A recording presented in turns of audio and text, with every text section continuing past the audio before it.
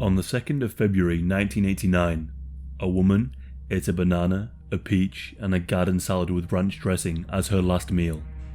The day later, she was put to death for a truly bizarre and gruesome murder. This is the case of Karla Faye Tucker. I'll start off by explaining her early life. Karla was born on the 18th of November 1959. She was the youngest of 3 sisters and was born into a troubled family. Her parents would often break up and get back together. This caused a lot of instability in her early life. She also felt like the odd one out. Her 2 sisters had blonde hair and blue eyes. She would later say she felt like the ugly one. From just the age of 8, she and her sisters began smoking cigarettes. At the age of 10, she was introduced to marijuana, but she was rather unsatisfied with the feeling. Before she was even 11, she was shooting heroin and drinking alcohol. She then discovered why she didn't look like her 2 sisters. She was the child of an extramarital affair. Her parents divorced and her father gained custody of Karla and her sisters. Karla spent a lot of time hanging around with her sisters, who were friends with older people, and a lot of these people were bikers who peer pressured her into taking more drugs. The bikers were part of a gang called the Banditos.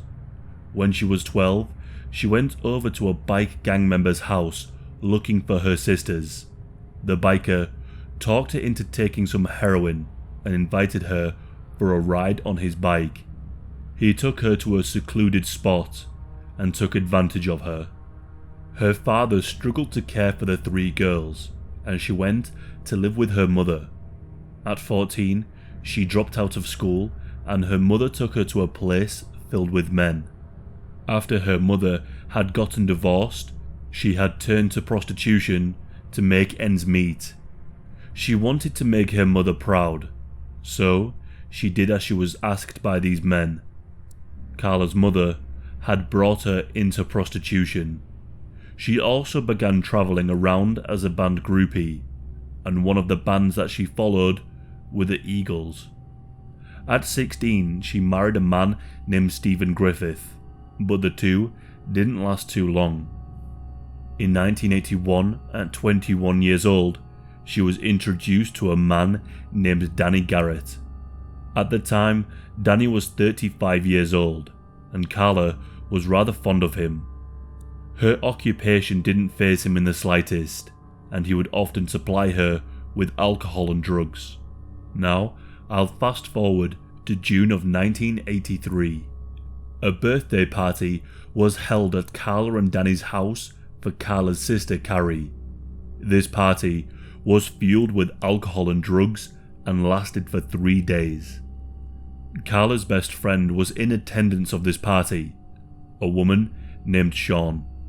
Shawn had recently broken up with her biker husband, a man named Jerry Lindeen. Shawn came to the party with a broken nose and a bust lip.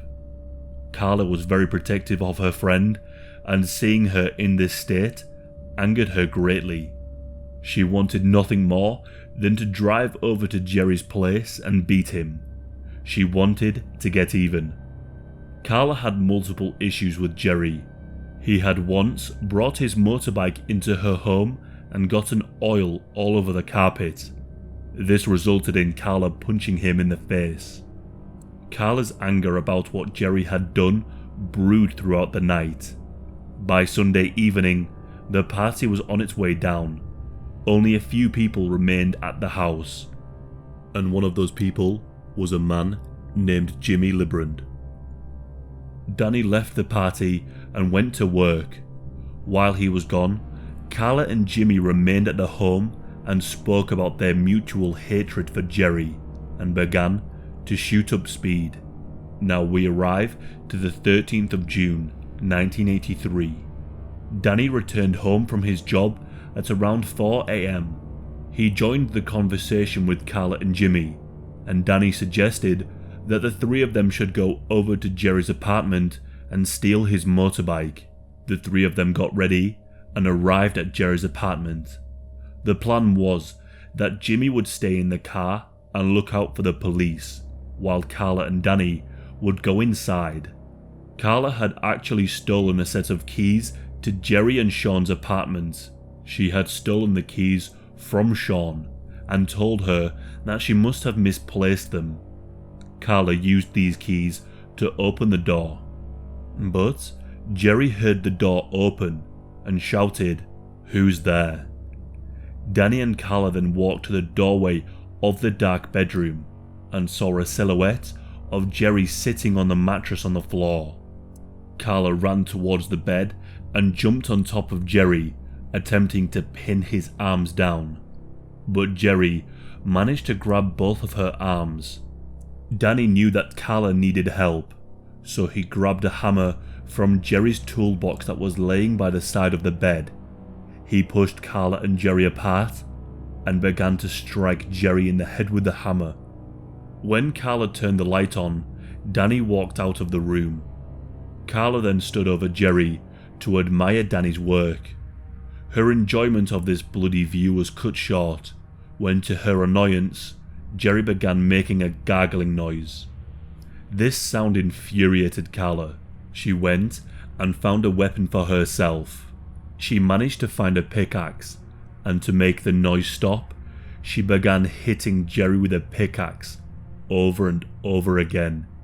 Each time the axe impaled Jerry's body, Karla felt a strong sense of sexual gratification and even orgasmed multiple times. To her disappointment, the gurgling sound didn't stop. Danny took the pickaxe from Karla and hit Jerry with it until the gargling noise stopped. Jerry had been impaled with the pickaxe a total of 20 times.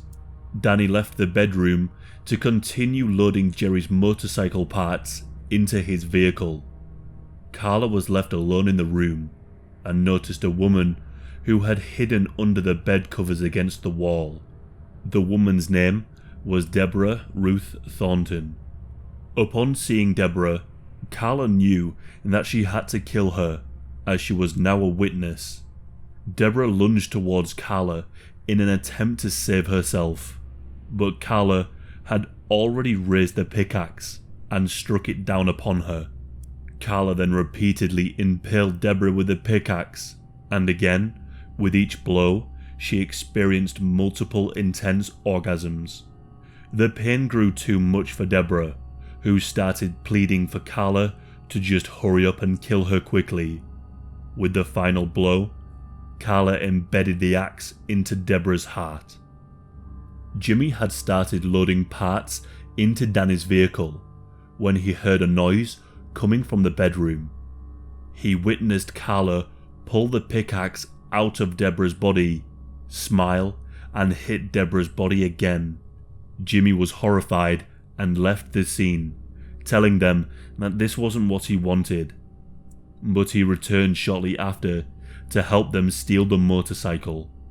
Once they got the motorcycle and the other items they wanted, the three of them drove to Danny's brother's house. Danny's brother was named Doug.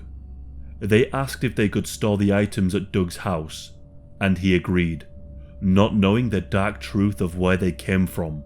But Karla was very pleased with herself and the levels of violence that she was capable of.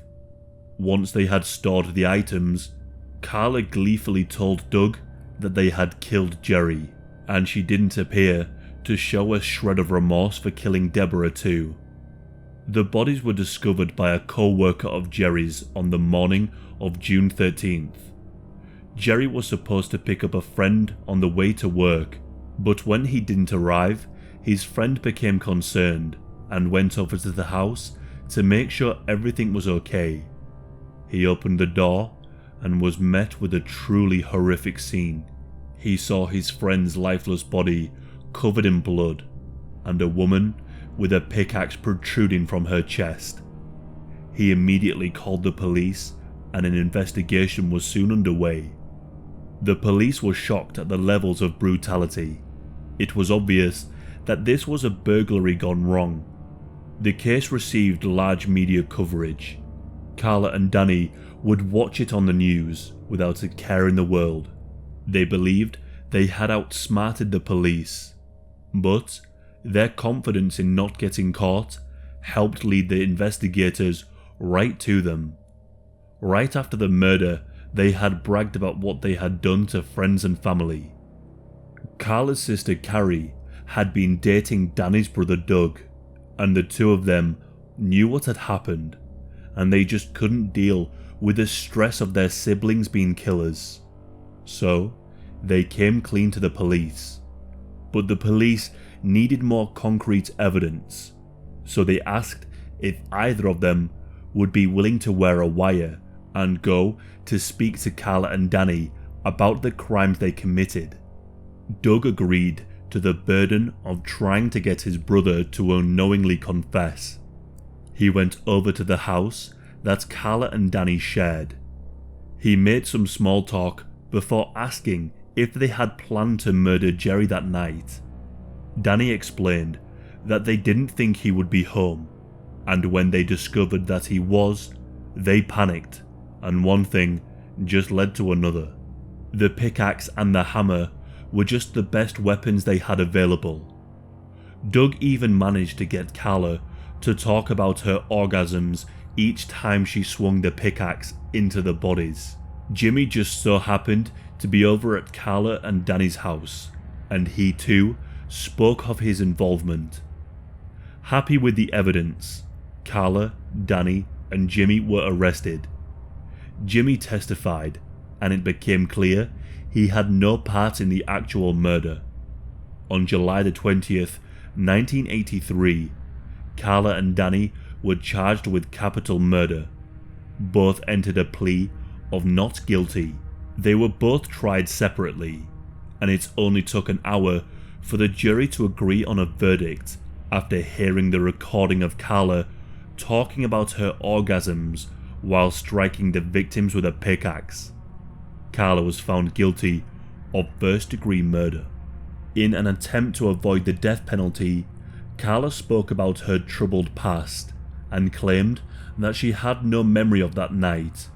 She said that she fabricated her part in the murder in an attempt to appear strong and someone to be reckoned with. The jury didn't buy a word of it. On April the 25th, 1984, Karla was sentenced to death. Danny was also found guilty and sentenced to death in 1984, but he later died of liver disease in 1993 while awaiting execution. Soon after being imprisoned, Karla acquired a Bible and began to read it. She later recalled, "I don't know what I was reading. Before I knew it, I was in the middle of my cell floor on my knees. I was just asking God to forgive me." Karla became a Christian. She tried on multiple occasions to appeal her convictions, stating that she was born again and now a follower of Christ. She also said that she was fueled by drugs and alcohol when the murder took place, and that for these reasons she should be forgiven. All of the appeals were denied. Her conversion in jail attracted a lot of media attention. Most people believed that she was being truthful. They felt that she was no longer a threat to society. Even the warden of Texas's prison stated that she was a model prisoner, and that after 14 years on death row, she was reformed. The question whether or not she should be executed sparked a huge debate. George W. Bush refused the final 11th hour appeal to block her execution. It said that Karla was rather excited about the impending execution. She literally skipped down the hall to the death chamber. She was convinced that she was going to a better place. She believed that soon she would be with Christ, who had forgiven her for what she had done. Karla was put to death by lethal injection on the 3rd of February, 1998.